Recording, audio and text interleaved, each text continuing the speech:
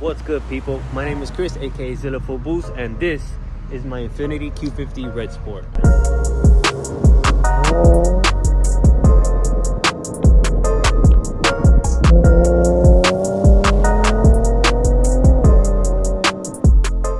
Finally bringing a modification video of my Iridium Blue Q50, and what better time to do after claiming the world record for the quickest and the fastest stock turbo VR30. If you happen to miss my video on that world record pass, the video will be linked in the description. So let's talk mods, starting with the exterior.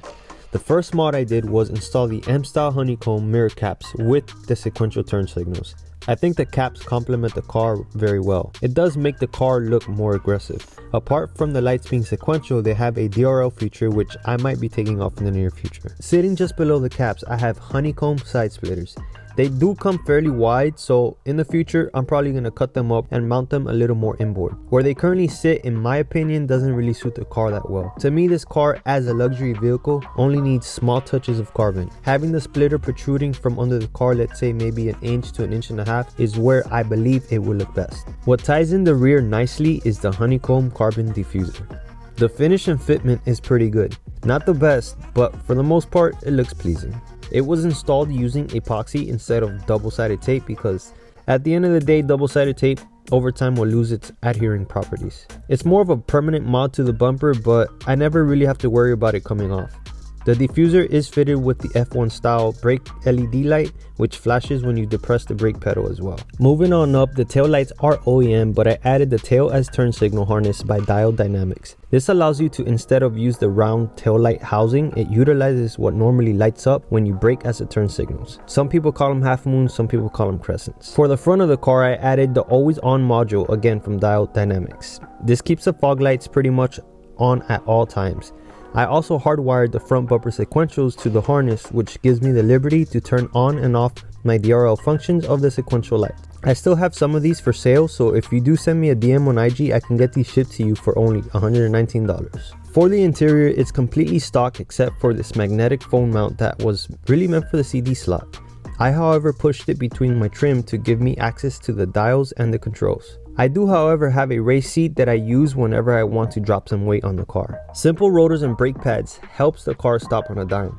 I have Z1 2-piece sprinkle rotors, which not only does it help braking performance, but it also reduces some rotational mass, which overall aids in handling and going faster.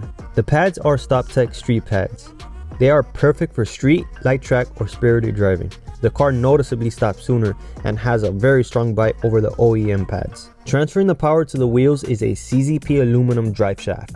The moment I installed it, I was surprised at how much lighter the throttle felt.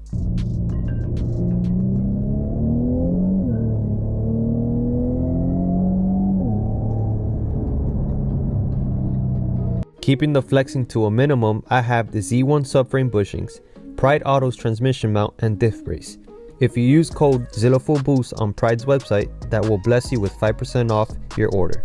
For the exhaust, starting with the downpipes, I have the AAM full downpipes. They are resonated to help keep the drone and rasp at bay, and which we all know all VR30s have a lot of. Behind that, I have the entire Greddy catback. From the white pipe up to the midsection, it is 2.5 inch, and then it opens up to 3 inch for the mufflers.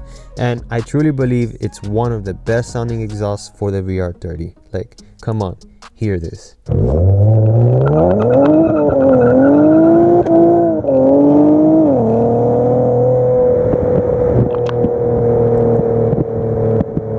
For the suspension, I have RSR Super Down Springs, which drops the car pretty low. To adjust the camber, I have SPC rear camber arms, and for the front, I have Voodoo 13 front upper control arms.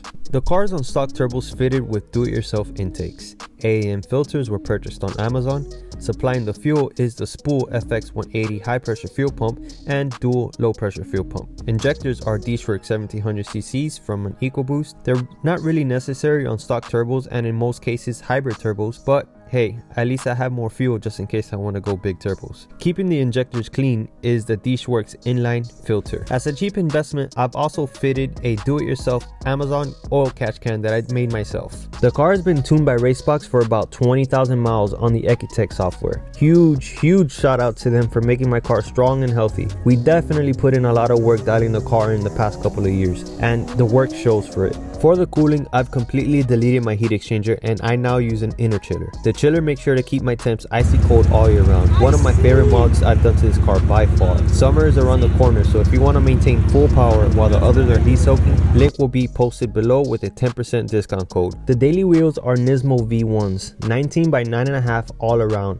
with a positive offset of 40. The rears are wrapped in 275/40 Michelin P4Ss and the fronts are 265/35 Firehawk Indies. I do have a nice front and rear drag pack setup that I use when I race. I already made a very detailed video on that setup, so if you want to get your car to hook real good, make sure to watch this video here.